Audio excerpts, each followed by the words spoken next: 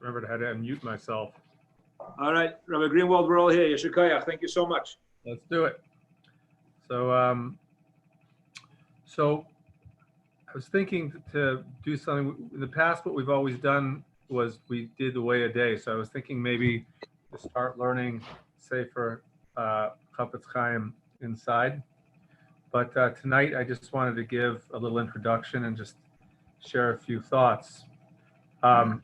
Everybody's been speaking about it. It makes a lot of sense to learn about Lashon Hara because everyone's been speaking about how we're suffering from a virus, and a virus is something which spreads somewhat uncontrollably between people.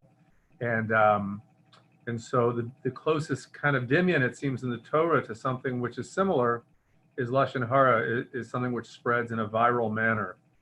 And if you do the math, if you take 2 to the 20th, so you have over 1 million. So if you speak Lashon Hara, let's say to 2 people, Chas v'shalom, a person speaks Lashon Hara to 2 people, and those 2 people go tell 2 people, and then everyone keeps doing it. As they're all told, they go and tell 2 more people. So if you get 20 people out, 20 sets out, you have over 1 million people have now heard that Lashon Hara. And so Lashon Hara can spread very quickly, and it can be extremely damaging.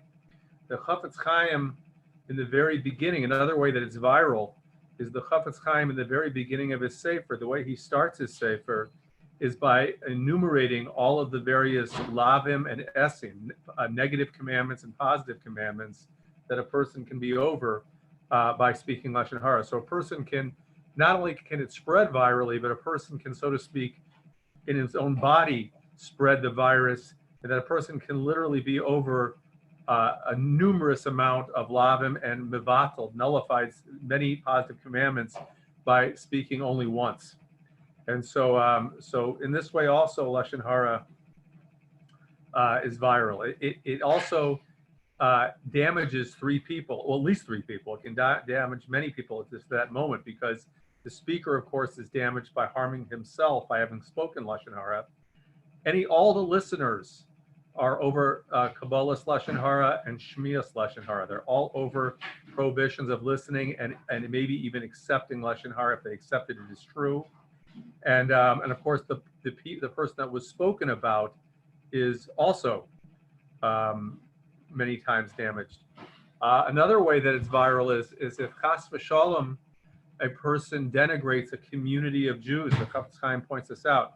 If a person denigrates a community, so they have spoken Lashon Hara against every one of the people in that community. So if a Ashkenazi person says something negative about a Sephardi person, or a Sephardi person says something negative about an Ashkenazi person, or the people, the Ashkenazim and the Sephardim, so they've denigrated every single member of those communities.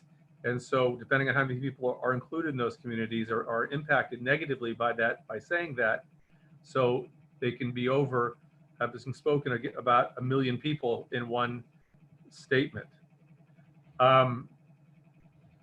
Another aspect of this nowadays, because that for Isha Torah, so I advertise classes on Facebook.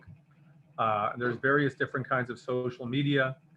And so a person, I've noticed this, it's a very scary thing to me that a lot of people, if you denigrate somebody in social media, you're literally blowing Lashon Hara out into the wind. You have no idea how many people is being harmed by that. It's mamish a virus. Recently I saw that there are certain communities of Jewish people that seemingly, if it's true, I don't know, but seemingly the idea was there were certain communities that maybe weren't being so careful with this virus, and I saw people denigrating them. Now, of course, it could be that if these people aren't, that could be that they're either ignorant or that they actually are being negligent. But Lashon Hara is even if it's true, it's even if there's no toelis, what purpose does it possibly help to denigrate these people in public or online, even if it's true? And so if those communities are large numbers of people, these are huge numbers of averas that are being committed by somebody sharing these kinds of things online. And so we all have to know ourselves if we are using these platforms, and also if we know people using these platforms.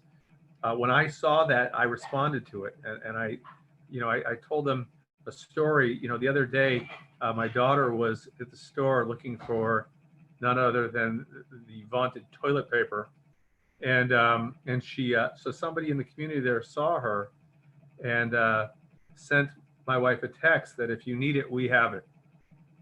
And so I told the person online, I said, these are the kinds of stories that we need to share about each other, and the person said, yes, but they're being irresponsible. I said, yeah, it could be, but what good does it do for us to mavaza them, to humiliate them or talk about it? They're not hearing it. What good does it do except to humiliate, embarrass people, creates a chil Hashem in public, that other people, even non-Jewish people, are reading this? And so that's another way that this can all go viral. And as we know, we have this Easter of Tsaras, and so one of the things that a person has to do if they ultimately don't listen and they end up having Tsaras is that they have to be alone. They have to go outside of the community by themselves, and they have to be in quarantine. And so that's another reason why many people are medamed this Isser of speaking Lashon Hara to Tsaras. And of course, when a person has to be alone, I look at all of you now. I'm looking at all of you. I don't get to see you anymore. I'm looking at you on a little computer screen, but we can't see each other anymore. And so by going into quarantine, one of the things that's meant to do for us is to make us realize how much that we need each other and how much that we love each other and how much we want to be with each other. And I think that, again, as this comparison's been made, that maybe that we have not had that appreciation. Maybe we haven't had enough of that appreciation, that Hashem had to put us in timeout, so to speak, so that we could get this lesson. All of the mitzvahs, my Rabbi Berkowitz, he used to drill into us that all of the mitzvahs, bein adam l'chavero, between man and his fellow man, all of them stem from v'ahavta re'echa kamocha, love your fellow neighbor as yourself. Right? It doesn't say in the Torah anything about hachnasas kala or bikur cholim. It doesn't say in the Torah anything about bringing in a bride or visiting the sick. But these are all things that come from v'ahavta re'echa kamocha. And when a person speaks Lashon Hara, we're for sure over that.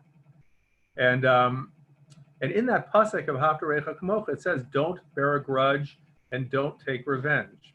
Right? When we love ourselves. If we make a mistake, hopefully we don't bear a grudge against ourselves. We don't take revenge against ourselves. And that's how we're meant to be with our fellow Yid. He tells us we can be over hating our fellow Yid by speaking Lashon Hara, that we are forgetting Hashem by being gaivadik, that we think that we're more important than other people. We think that we matter more than everybody else. And so also, we need to take to heart that, when a person had to leave the camp, but if a person had spoken Lashon Hara and was forced to go chutz l'machane, they had saras. So as they left the camp, the pasuk says they had to yell out. It says tamei tamei yikra. The pasuk says they have to say, I'm tamei, as they leave the camp.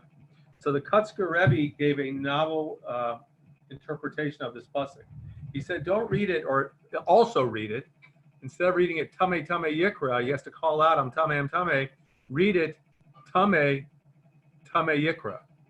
That the tamei person has to yell out that it's the tamei person who calls other people tamei. The tamei person says, you're tamei, right? And so the Kutzker Rebbe says that this is a psychological thing, that many times when a person himself thinks badly of himself or has issues, so he has to, why would a person who's healthy have to call other people, bring up the negativity about it? Really, what it says more about the speaker than it does about the spoken about. And so, during this mincha, between mincha and mariv, we often learned a halacha of lashon hara, but I think it makes even more sense now. And I just want to end off for tonight. So we all need to do teshuvah, and so one of the things that we all need to do teshuvah from is lashon hara. It's very difficult at times, even for people that are very careful with it, not at times to be nikshel and to mess up. And so when we speak lashon hara, it's a mitzvah beinam lechavero. If it didn't cause any harm to the other person, the Chofetz Chaim explains. So if it actually didn't harm the other person, you don't have to go to the person and ask forgiveness. But we do have to ask forgiveness from Hashem also. It's also beinam lemakom. And why is that? Because when somebody speaks lashon hara against one of your children, so if you heard that somebody said something negative about one of your children, so they hurt your child, and they have to do tshuva because they hurt your child, but they also hurt you. And so so we all have to stop and think and do teshuvah. I think we have to think about, whether we at times make mistakes of lashon hara and klap al chet, and try to only be positive to people. There's a lot of other mitzvahs of lashon, of onus devarim, these kinds of things as well. And so I think that when we've been put in timeout, like we find that we have now, so it's important that we meditate on this and we consider the way that we have used our tongue. We should try to use it positively, not to complain against the things that Hashem has given us.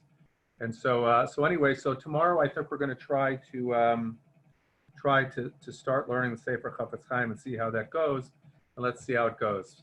Everybody have a great evening. Tonight is Rosh Chodesh, so Mariv should be about 8 o'clock. We have to remember to put in Ya'aleh B'Yavo, as well as tomorrow Hallel and Musaf. Everybody have a wonderful evening and Chodesh. See y'all tomorrow. Good night. Thank you so much, Rabbi Greenwald. Thank you so much. Meshukayach, everybody. Nice to see everybody. And have a wonderful, wonderful night. Take care. All the best, everybody.